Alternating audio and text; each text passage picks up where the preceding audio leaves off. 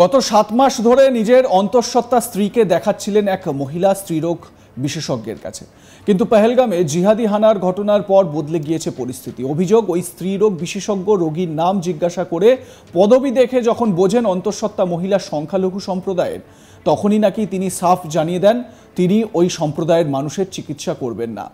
অভিযুক্ত স্ত্রীরোগ বিশেষজ্ঞ চম্পাকলি সরকার এবং অভিযোগকারী রোগিনী কঙ্কনা খাতুন দুজনেই মহেশতলার একটি বহুতল আবাসনের বাসিন্দা। গত দুদিন ধরে ওই স্ত্রীরোগ বিশেষজ্ঞ ডাক্তারের বিরুদ্ধে সামাজিক যোগাযোগ মাধ্যমে তার ফটো সমেত একটি অডিও বার্তা পোস্ট করে তাকে বয়কট করার আবেদন জানানো হয়। কারণ হিসেবে জানানো হয়, অভিযুক্ত ওই ডাক্তার নির্দিষ্ট সম্প্রদায়ের রোগীকে দেখতে অস্বীকার করেছেন সাম্প্রতিক পহেলগাম ঘটনার পরিপ্রেক্ষিতে। হোয়াটসঅ্যাপের মাধ্যমে আদান প্রদান করা ওই বার্তায় নির্দিষ্ট করে ছবিসহ ওই ডাক্তারের নাম যেমন উল্লেখ আছে, তেমনি মহেশতলার একটি বেসরকারি হাসপাতালের নামও উল্লেখ রয়েছে, যার পরিপ্রেক্ষিতে হাসপাতাল কর্তৃপক্ষ স্থানীয় মহেশতলা থানা এবং সাইবার ক্রাইমে একটি অভিযোগ দায়ের করেছে। হোয়াটসঅ্যাপ বার্তা থেকে যাতে তাদের হাসপাতালের নামটি তুলে নেওয়া হয় সেই আবেদন জানানো হয়েছে। জানা গিয়েছে, ওই স্ত্রীরোগ বিশেষজ্ঞ মহেশতলার ওই বেসরকারি হাসপাতালে পার্ট টাইম কনসালটেন্ট হিসেবে নিযুক্ত রয়েছেন। সেই সুবাদেই এই আবাসনে তার বসবাস হলেও বেশিরভাগ সময় তিনি বেহালার একটি আবাসনে স্থায়ীভাবে বসবাস করেন। অভিযুক্ত স্ত্রীরোগ বিশেষজ্ঞ ও তার সামাজিক মাধ্যমে একটি ভিডিও বার্তা পোস্ট করেছেন। তিনি জানান, অডিও টেম্পারিংয়ের মাধ্যমেই এই বার্তাটি তৈরি করা হয়েছে। বাস্তবে 30 বছর ধরে তিনি রোগী দেখে আসছেন। কখনো তার মনে হয়নি তিনি নির্দিষ্ট একটি সম্প্রদায়ের রোগী দেখবেন না। পাশাপাশি তিনি এও জানিয়েছেন, কোনোভাবেই যেন মানুষ এই বার্তার দ্বারা প্রভাবিত না হন। ডাক্তার চম্পাকলি সরকার তার অ্যাডভোকেটের মাধ্যমে আইনি ব্যবস্থা গ্রহণ করবেন বলেও জানিয়েছেন। কি বলছেন তিনি, মানে স্ত্রীরোগ বিশেষজ্ঞ ডাক্তার চম্পাকলি সরকার, শোনাবো। 2-3 দিন ধরে দেখতে পাচ্ছি সমাজ মাধ্যমে আমাকে নিয়ে নানা রকম গুজব ছড়ানো হচ্ছে। আমি দীর্ঘ 30 বছর ধরে এত অঞ্চলে সাউথ 24 পরগনা বেহালাই এলাকায় প্র্যাকটিস করছি। আজ অবধি আমার কোনো এই ধরনের বিশেষ সম্প্রদায় নিয়ে কোনো রকম অপবাদ বা কাউকে প্রভাবিত আমি করেছি সে ধরনের কোনো রকম আমার ইন্টারেস্টও নেই। আমি কখনো এদের সাথে যুক্তও নেই। কোনো ধর্মীয় বা রাজনৈতিক প্ররোচনার দিকে আমি কখনো ইন্টারেস্টেড নই, আমি কখনোই ছিলাম না। এবং আমাকে শুধুভাবে নানা রকমভাবে ভয়েস রেকর্ডিং দেখিয়ে নানা রকমভাবে উত্ত্যক্ত করার চেষ্টা করা হচ্ছে গণমাধ্যমকে ব্যবহার করে। এইভাবে সমাজ মাধ্যমকে, গণমাধ্যমকে ব্যবহার করে আমাকে ছোট করার প্ররোচনার জন্য আমি সত্যি দুঃখিত। আপনারা কেউ প্রভাবিত হবেন না এই ধরনের মিথ্যে প্রচারে।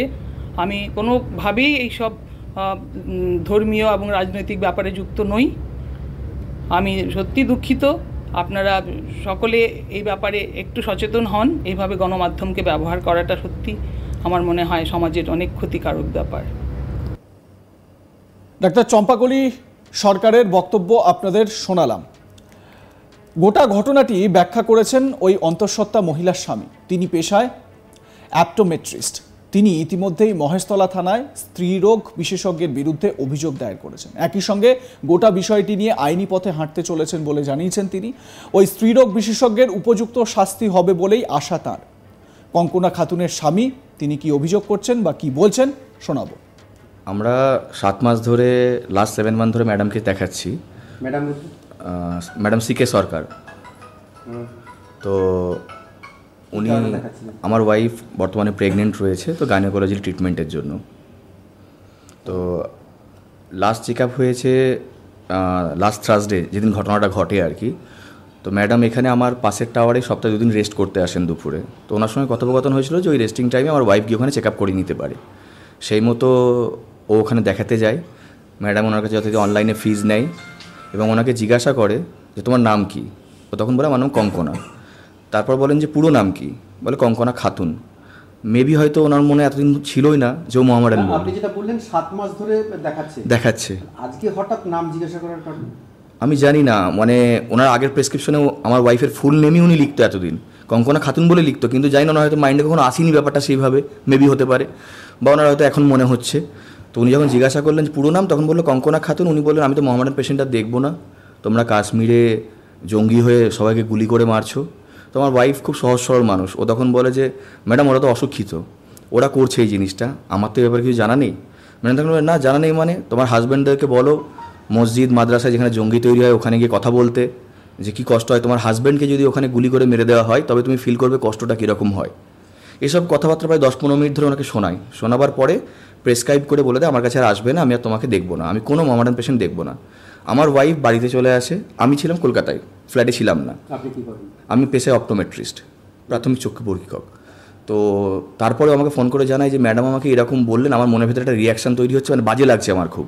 তো আমি বললাম তুমি ম্যাডামকে কিছু জানিয়েছো? তারপর বললাম আমি কিছু বলিনি, আমি চলে এসেছি।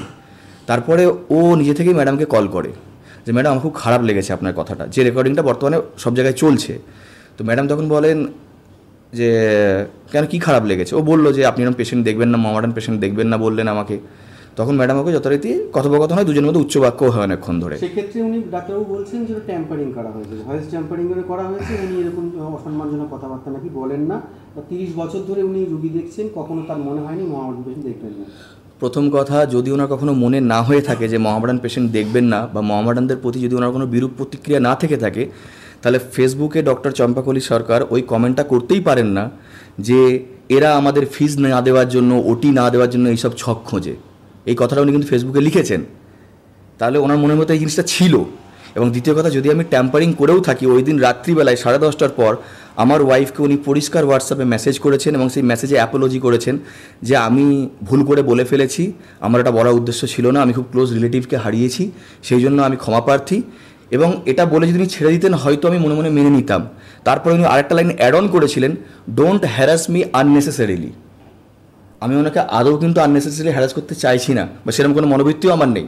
ওটা বলার দরুনই আমার মনে হয়েছে যে না, ওনার মধ্যে কোনো রকম ক্ষমা মনোভাব ছিল না, সেই কারণে আমি এই জিনিসটাকে আরও চম্পাকলির তরফ থেকে মামলা করা হয়েছে, একটা অভিযোগ। হ্যাঁ, ওনারও সাংবিধানিক অধিকার আছে, আমারও সাংবিধানিক অধিকার আছে। ওনার যদি মনে হয়ে থাকে আমি কোনো রকম অন্যায় আমার পরিবার থেকে বা যিনি ফেসবুকে পোস্ট করেছেন তিনি ওনার সঙ্গে করেছেন, উনি অবশ্যই আইনের দ্বারস্থ হন। আপনারা ফেস করেছেন? আমি মহেশতলা থানায় প্রাথমিকভাবে ওই দিন রাত্রেই গিয়েছিলাম।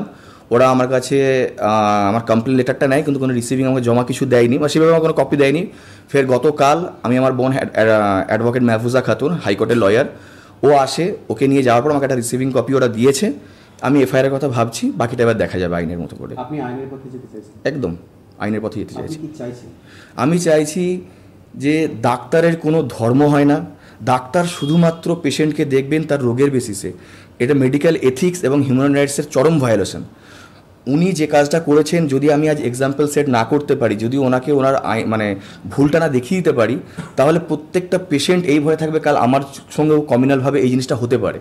আমি শুধুমাত্র চাই ওনার কাছে সেই বার্তাটুকু পৌঁছাক যে as a medical profession, as a doctor উনি এই কাজটা করতে পারেন না।